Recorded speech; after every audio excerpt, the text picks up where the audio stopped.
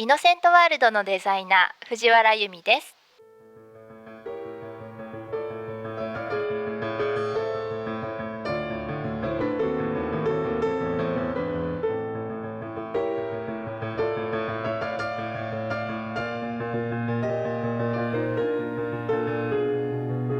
いくつになっても天真爛漫な少女のような女性というのはすごく可愛らしいと思ったんですね。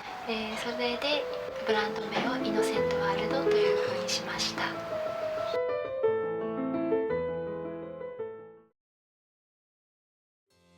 かわいいパティーンをご覧の皆様、こんにちは。イノセントワールドのデザイナー藤原由美です。今日は大阪にあるイノセントワールドのアトリエをご紹介したいと思います。このお部屋の内装のデザインやコーディネートは私がしました。このお部屋のテーマはベルエポックの乙女です。ベルエポックとは19世紀末から第一次世界大戦が始まる1914年までのパリが繁栄した華やかな時代、平和で豊かな芸術の栄えた時代のことを言います。この机は今から100年ほど前にフランスで作られたものです。デザインをする机はフランスのアンティーク家具にしたいと思っていて、アンティークの家具屋さんに探していただき購入しました。象眼細工が美しく、猫足のデザインが気に入っています。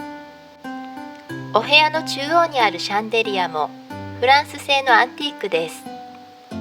天使と白いバラのシェードがイノセントワールドのブランドイメージにぴったりで、一目見て即決で購入しました。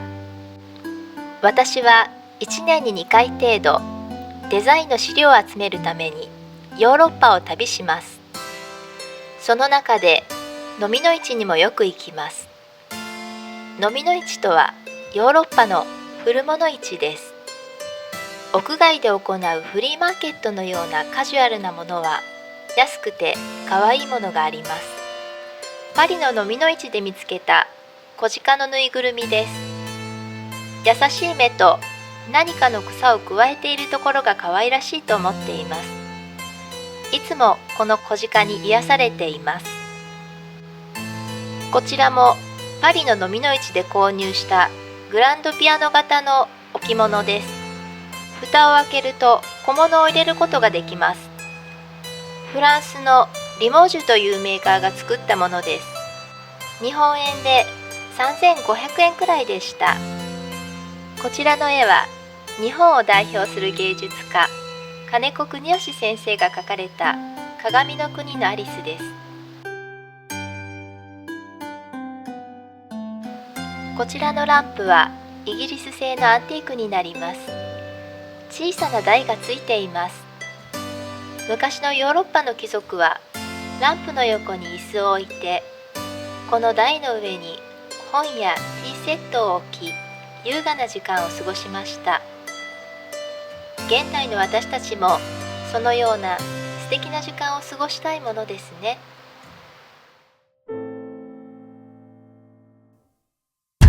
Cool Japan. Kawaii, cosplay, fashion, Lolita, traditional, gothic, idols, otaku.